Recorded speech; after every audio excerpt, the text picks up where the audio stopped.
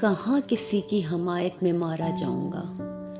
मैं गमशनास मुरव्वत में मारा जाऊंगा। मैं मारा जाऊंगा पहले किसी फसाने में, फिर उसके बाद हकीकत में मारा जाऊंगा।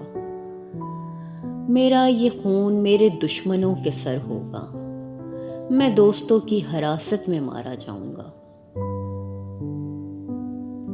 मैं चुप रहा तो मुझे मार देगा मेरा ज़मीर। गवाही दी तो अदालत में मारा जाऊंगा।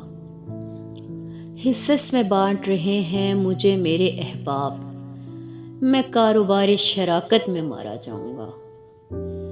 बस एक सुलह की सूरत में जान बख्शी है, किसी भी दूसरी सूरत में मारा जाऊंगा।